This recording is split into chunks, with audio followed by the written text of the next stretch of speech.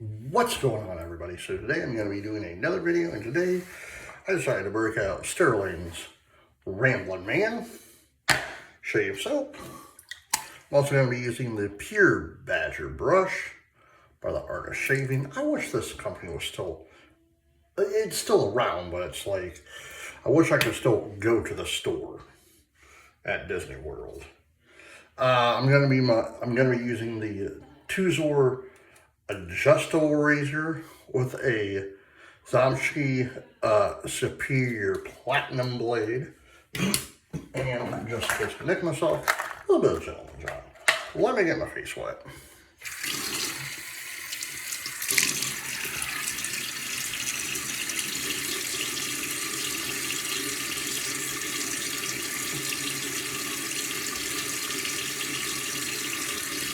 How's everyone doing? I hope everyone's doing well.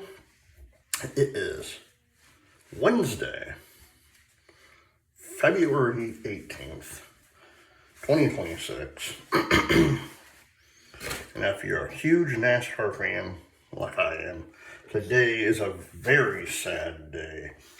Today actually marks the 25th anniversary of the passing of the legendary Dale Earnhardt, who passed away on the last lap of the 2001 Daytona 500, which is still crazy saying that, because the Daytona 500 is going to be on Sunday, so, but 25 years ago, like that still blows my mind. I know I said that, one of my other previous videos I made.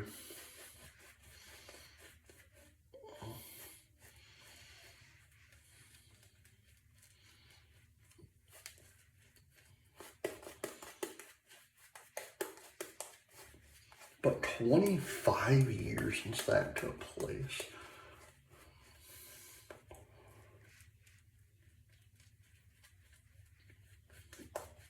It's like,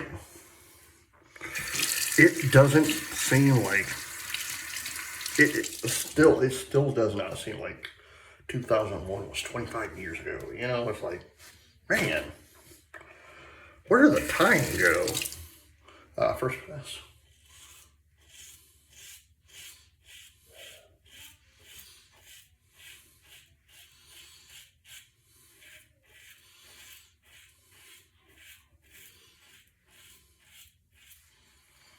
But, like,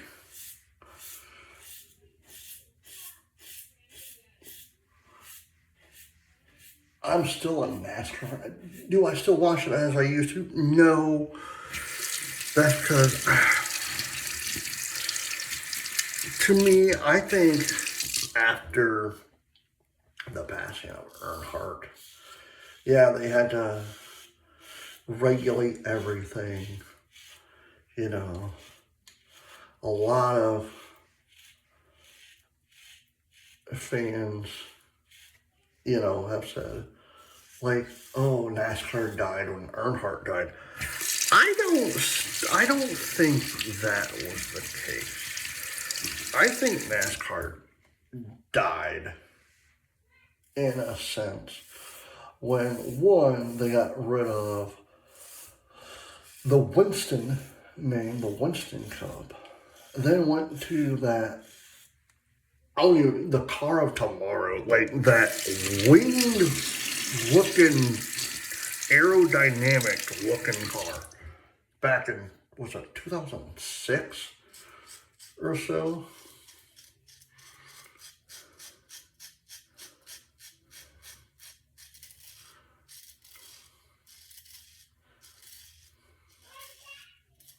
So it's one of those things. It's like, yeah, I'm still a NASCAR fan. My drivers are no longer in NASCAR.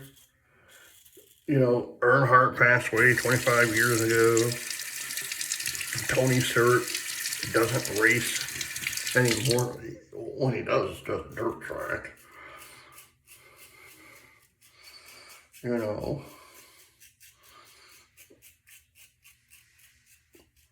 Martin Truex Jr. retired. You know, it's like, man.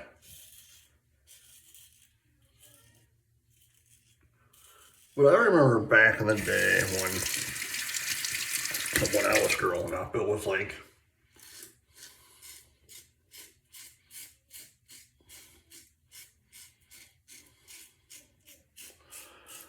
you had the drivers like Richard Petty, you know, Richard Petty, Dale Earnhardt, Rick Mack,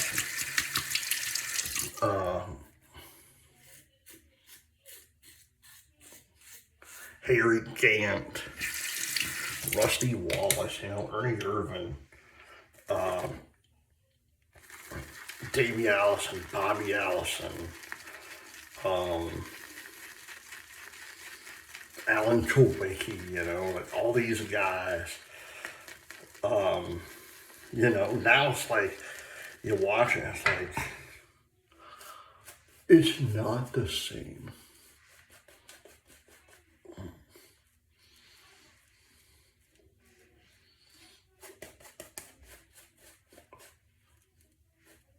Like, as a fan, and trust me, I've been watching NASCAR since, I don't know, like, I'm 3 years old, 3 years old with my dad, you know, and like,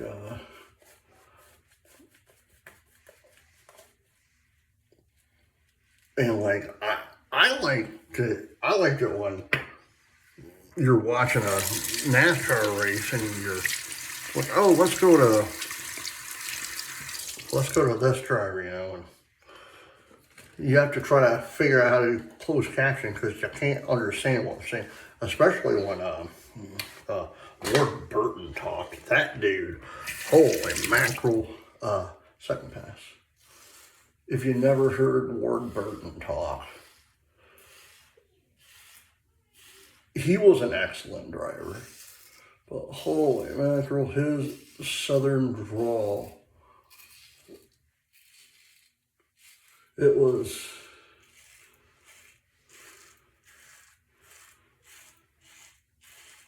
something else. You know, like, I used to call him mumbles because it sounded like he just mumbled all the time when he was, in fact, just talking. I could not understand what he was saying. They should have had closed caption while he was talking because ain't nobody could understand what he was saying. And it's so night and day with him and his brother Jeff too. Like, Jeff Burton, you know, I can understand him clear as day. His brother Ward is like, what are you saying there, pal? You know, which I love because it's like, it was like straight NASCAR. It was, these guys are from the South, and it's like, yeah, my mom and my whole entire family on my mom's side came from Kentucky and whatnot. And there were some people in my family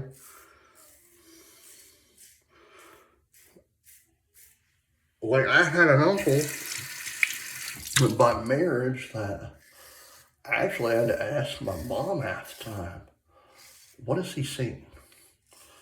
Or I had to ask my cousin, one of my aunt and uncle's children who I'm still in contact with. I'm like, what did he just say? You know, and it's not because he had like a stroke or anything. It was just the way he spoke. It was like, what is he saying? It was that southern drawl, you know. It's that slow southern drawl. Which,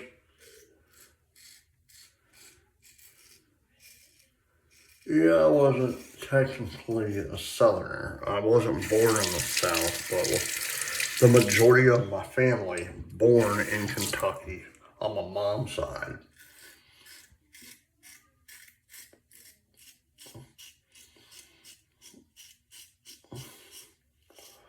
Especially in the hills of Kentucky. You know, like,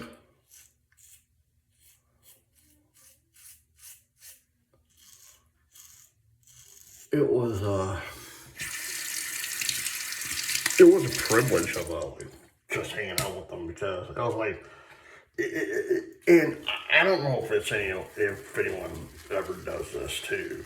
You know, if you live in the northern states and you have family in the southern states, you know, you go visit. But with me, it's like I'd go visit my family, you know, and I'd come back to Michigan and whatnot, and it would be like for about like 2-3 weeks, or for about a month or so, I'd have a southern drawl. It was the oddest thing.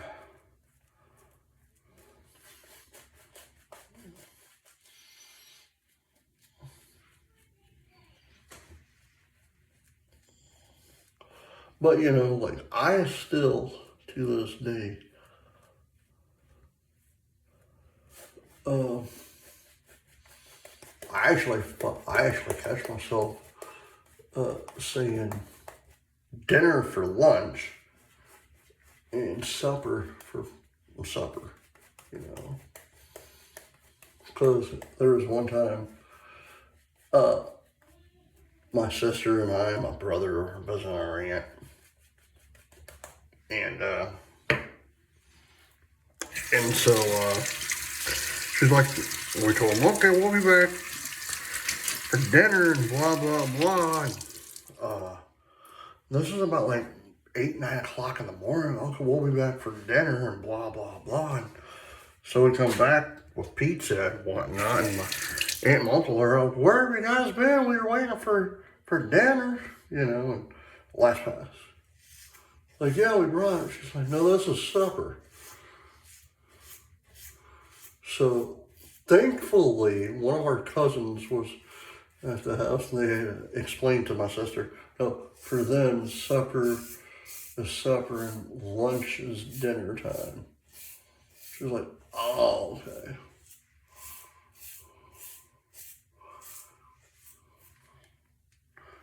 You know, I still miss all that stuff, you know, because it was a fun time in my life. Just speaking to my aunts and my uncles who were from Kentucky, you know, and just hearing how they talk, you know. It just, like I had one uncle, I couldn't understand what he said, like,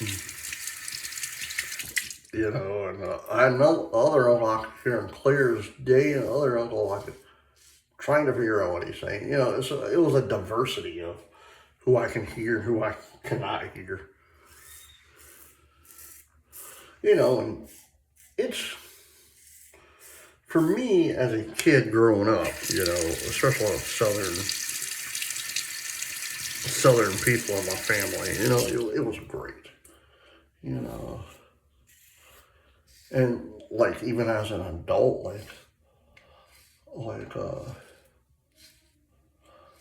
my wife will ask me, what do you want to make for supper tonight? Because we plan out our meals. What do you want to do for, like, say, like Friday or whatever? I want to make beans and cornbread, you know. Like pinto beans and cornbread, and sometimes I'll do some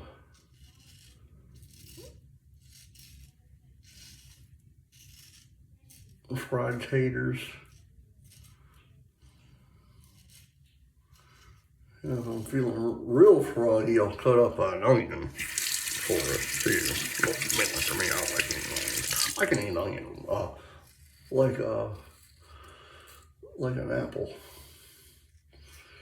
It weirds my wife out. She's like, I don't know how you can do that. Oh my God, I've been doing it for years.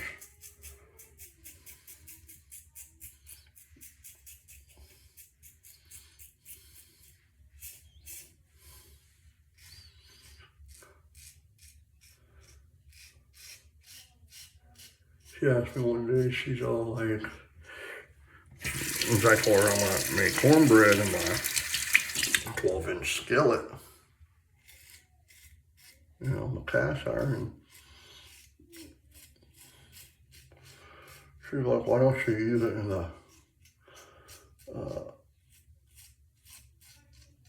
in the baking glass one? I'm like, because to me, it doesn't taste that well.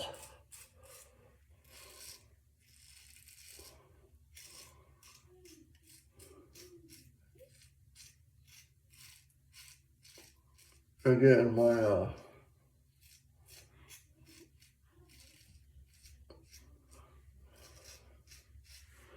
family grew up, my mom's side of the family grew up eating that stuff every single day. Like I remember visiting my aunt and uncle, and they'd be like, oh, we're gonna have beans and cornbread every single day, you know, which is fine by me, you know. And like breakfast in the morning, like bacon, eggs, biscuits, you know.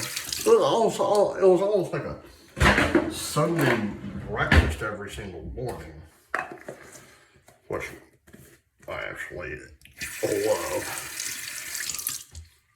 All right.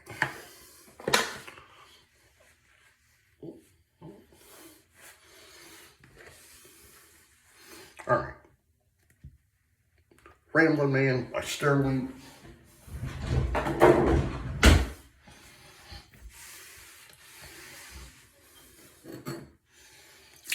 My grandfather's coffee mug. That was my mom's father, who again was from Kentucky. He was born and raised in Kentucky, so and I think it's quite funny because my the art shaving pure badger brush. John, real quickly.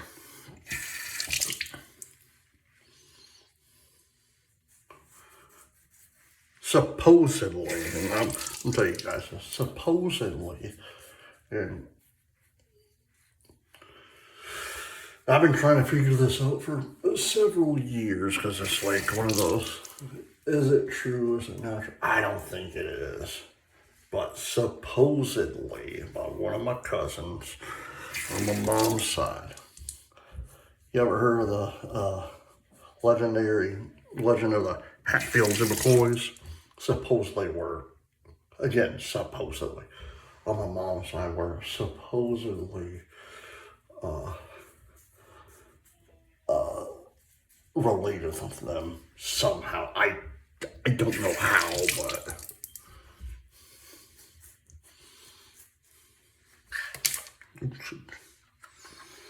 alright. John. Again, I don't think I am, but you never know. If it is, it's fine. If not, it's fine too. Alright, guys. I hope you guys enjoyed the video. I hope you guys have a fantastic day. Until then, happy shaving. Bye.